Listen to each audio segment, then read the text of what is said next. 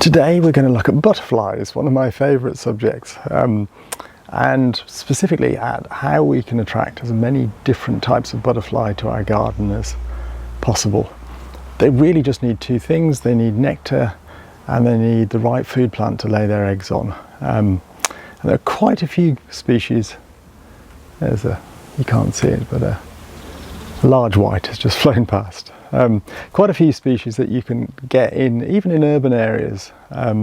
So wherever your garden is, you can do something to attract these gorgeous creatures. And what is nicer on a summer's day than seeing butterflies flitting about your garden? So come with me on a little tour to find out how you can get as many butterflies as possible. Right, we're off. Right now, probably the busiest part of the garden is this patch of marjoram.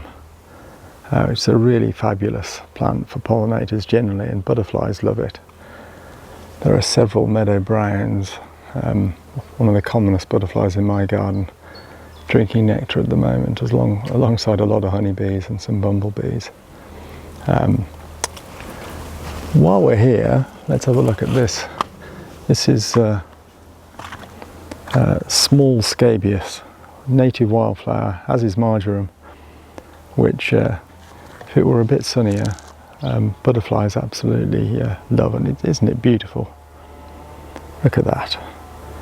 Not quite as impressive flowers as field scabious, which is more commonly grown in gardens, but this is really easy to grow. Flowers for ages. Oh, it's a rather glorious hoverfly, bumblebee mimic, if you can see it down there. Anyway,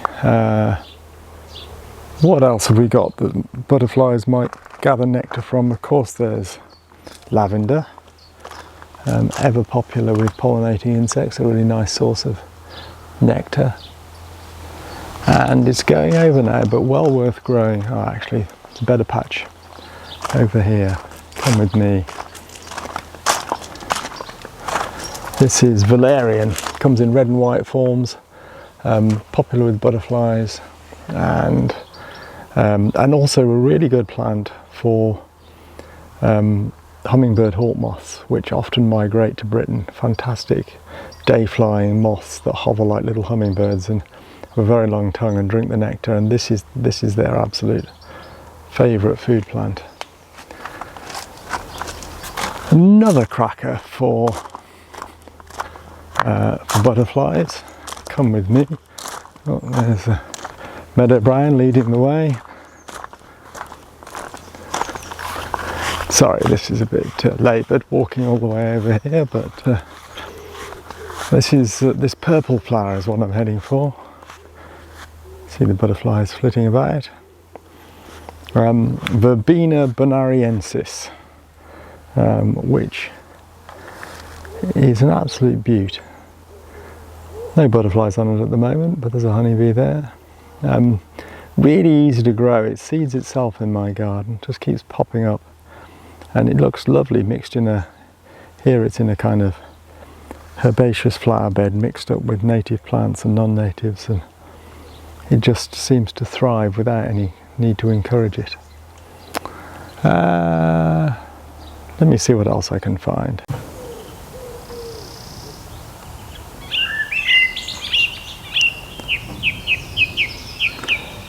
This is betony, native wildflower. One of our most beautiful native wildflowers, I have to say. I grow lots of it in the garden. I think it's gorgeous, and lots of butterflies drink the nectar too.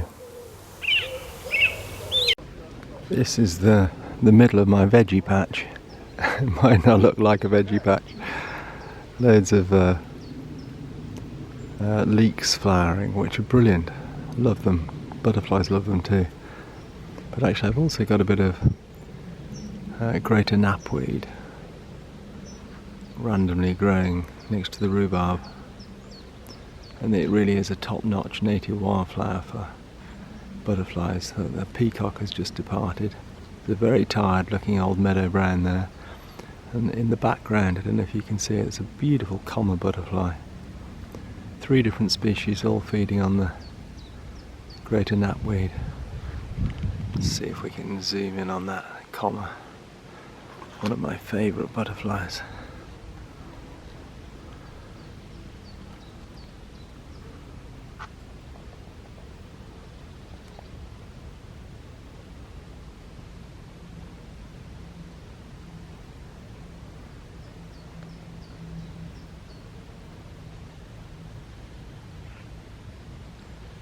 Good as we're going to get.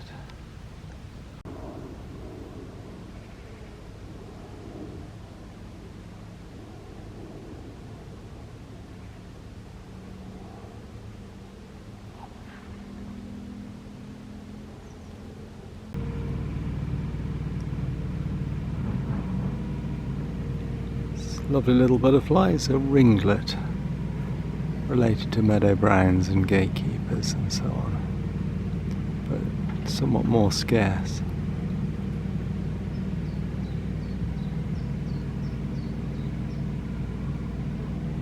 Very distinctive spots.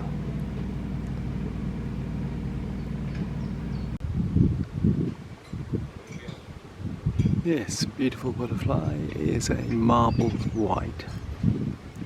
Actually not a white butterfly technically, it's a brown butterfly in the sense that it's a member of the brown family, meadow browns and gatekeepers and so on. But this one, it's just beautiful black and white patterning. Gorgeous. Don't get them in my garden often. Absolute delight to see this one here on the greater scabious. Greater napweed, sorry. This is common napweed. Centaurea nigra. And from where I'm standing I can see 1, 2, 3, 4, 5, 6, 7 meadow brown butterflies and a small white. All feeding away, shows how attractive it is. Lovely native wildflower.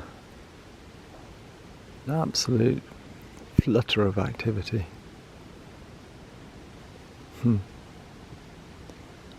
Oh, there's a gatekeeper flying around at the back.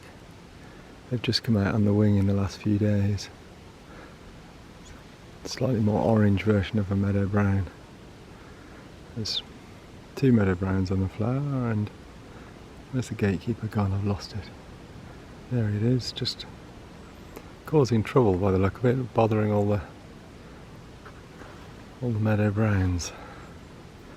Looking for a mate, I guess.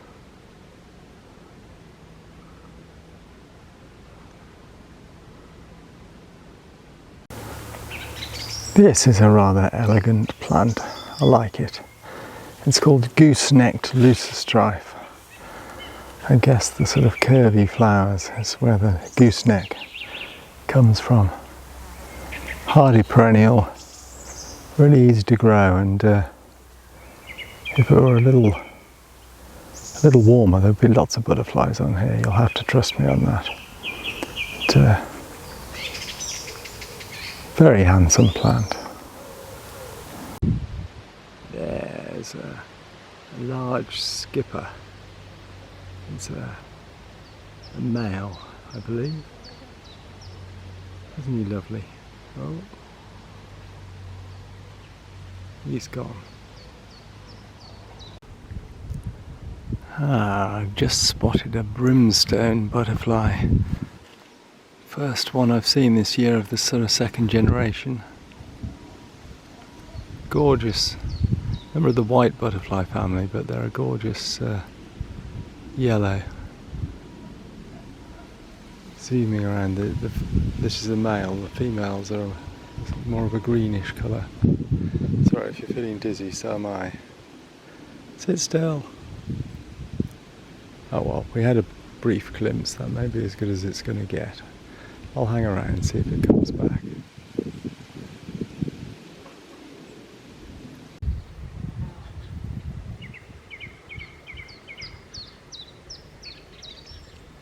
This is a large white feeding on Telechia.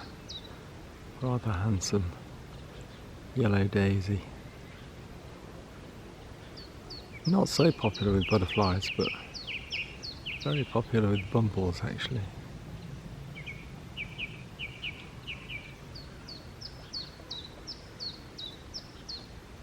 Of course, the classic go-to nectar source for butterflies that people always think of first is buddleia.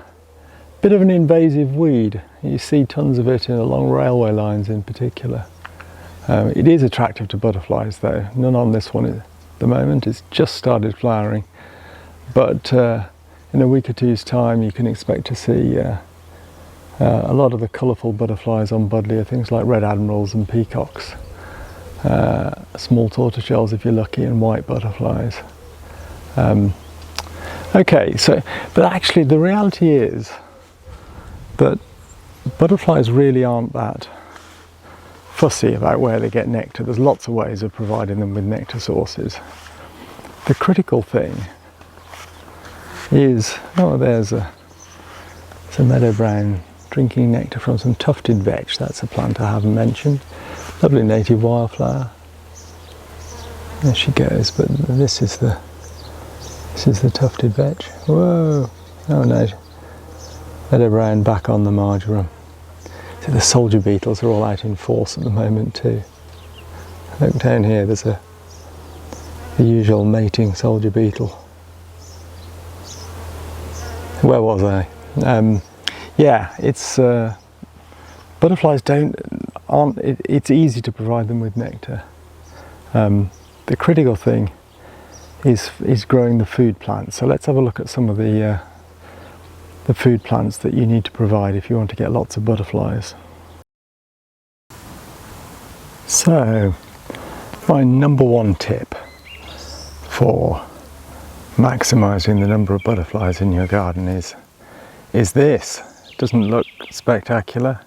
It's long grass, it's uncut grass, but it's really important for butterflies. There was a recent scientific study which found that the single most effective measure in gardens to increase the number of species of butterfly you can find is to have long grass. It doesn't need to be a huge area, even a square metre or two is better than nothing. And there's a really simple reason for that. It's grasses are the food plants of a very large number of common butterflies that will turn up in gardens. So I've got lots of long grass, and as a result I've got lots of meadow brown butterflies, I've got gatekeepers, I get a few marbled whites which are absolutely glorious, ringlets which are beautiful butterflies, speckled woods, large skippers, small skippers, all of those different species they lay their eggs on grass, and that's what the caterpillars eat. Don't worry too much about what species, most of them aren't too fussy. It's the simplest thing to do, just leave the mower in the shed. You do need to cut eventually, probably once at the end of the summer, maybe a light cut in early spring too, and that is all you need to do.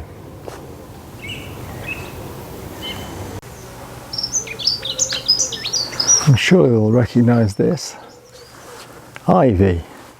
Much maligned really, it's a native climbing plant. People often strip it off trees because they think it'll damage the tree, which I think there's very little evidence for at all. It's a great plant for providing nesting places for bird life, hibernating places for butterflies like brimstones, but it also, more critically, is the food plant of the holly blue butterfly, which in 2 generations a year eats either the berries of ivy or the berries of holly. So if you've got room for both in your garden, that's fabulous. You do need to let the ivy get big enough to flower. So this is going to flower eventually. It flowers in the autumn. That's the very beginnings of the flowers. They're slightly more impressive when they're big. And the flowers actually, aside from holly blues laying their eggs on them, they're also a really good nectar source in October when there's almost nothing else flowering, and that's really important for butterflies that hibernate as an adult, like the brimstone and things like red admirals and peacocks. They absolutely love ivy blossom in the autumn, so if you possibly can, do encourage some ivy in your garden. This lovely little plant is bird's foot trefoil. I've extolled its virtues many times. Here it is growing in a pot, looks rather nice. But from a butterfly perspective, it's the food plant of the common blue butterfly, which turns up in my garden and is quite widespread, so reasonable chance you'll get one. And it's also the food plant of the dingy skipper. Not that most spectacular butterfly, to be fair, but quite sweet. Unlikely to turn up in a garden, but you never know your luck. More likely are burnet moths, which are really gorgeous day-flying moths, which also, this is what their caterpillars eat. So 3 very good reasons to grow it, and bumblebees love it too. So squeeze some in. You knew they'd turn up at some point. Nettles, not everyone's favourite plant, but it is the larval food plant of the peacock, the small tortoiseshell, red admiral, and the comma, 4 of our most gorgeous butterflies, and all of them ones that will turn up in a garden, and if you're lucky, will lay eggs. They do, particularly the peacock and small tortoiseshell, seem to like large patches of nettles, ideally in a sunny position. So unless you've got a big garden, that's quite a challenge to provide. You're probably not overly impressed at the idea of growing nettles, but if I could try and sell them further, they're also the food plant for a whole range of other insects, including some rather nice moths. And you can eat them. The leaves, particularly the young leaves in spring, are really quite tasty as an addition to almost anything you'd use spinach in. Obviously you can't eat them fresh, but you can also eat the seeds if you can be bothered to collect them. They're really nutritious. So let's hear it for let's hear it for nettles. Sorry, I'm losing the plot today. Nettles. It's not much to look at this time of year. It's kind of drying up. But this is sorrel, which is the food plant of the small copper butterfly. A very handsome little insect.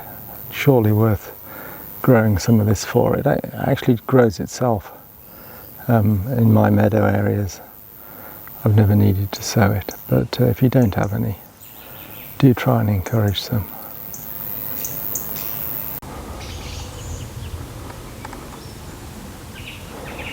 A bit like the sorrel, this looks deeply unimpressive at this time of year. What we're looking at here is garlic mustard, which is very much gone over for the year. It's a spring plant, along with lady's smock, which is also finished for the year. It's the food plant of the orange tip butterfly. The caterpillars eat the young seed pods as they're developing. The butterflies are on the wing in the spring, long since finished. They'll be pupae now, I think, somewhere.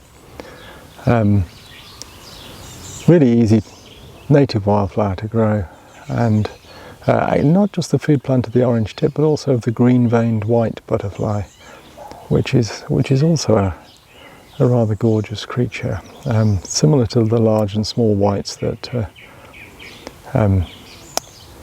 feast on your cabbages, which of course is something else you can encourage if you don't mind losing some cabbage. But the green-veined white doesn't trouble our commercial cabbage varieties. It likes these cabbage family wildflowers instead. Honeysuckle is a beautiful native climbing plant, and if you're incredibly lucky, it is the food plant of the white admiral butterfly. I saw one 2 years ago in my garden and got really excited. I have no idea whether it laid any eggs. But anyway, I live in hope, and so might you. It's one of our most stunning butterflies, and I like to think that one day they might come and breed in my garden. So I'm encouraging honeysuckle to ramble up my trees. Most of my fruit trees have now got some honeysuckle twining up them. Fingers crossed. Also a good moth nectar source, actually. Worth growing for that alone. Now, I know what you're thinking. Those caterpillars aren't butterflies, they're moths. And if you're thinking that, you'd be right. Interesting the way they twitch when they're alarmed.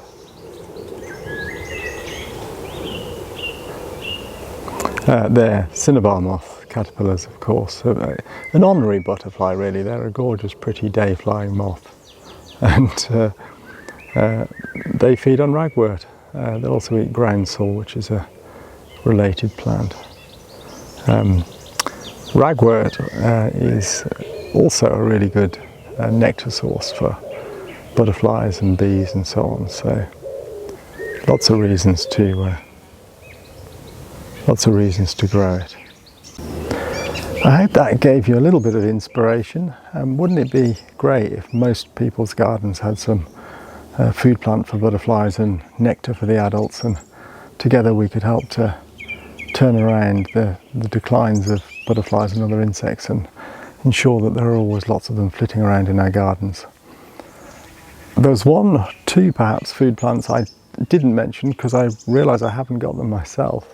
Buckthorn. If you can find some buckthorn, it's the food plant of the brimstone butterfly, which I do get flying through here. They're quite widespread, gorgeous creatures, but I've been very remiss and not found them any food plant yet. So it's on the to-do list. Another one which I keep losing, kidney vetch. I've tried growing it, but it doesn't like my soils. If you're on an alkaline soil though, have a go at growing kidney vetch. It's great for bumblebees, and it's the food plant of the small blue butterfly, which if you're really lucky, might turn up. I have seen them in urban areas occasionally. Okay, until next time, have a good one.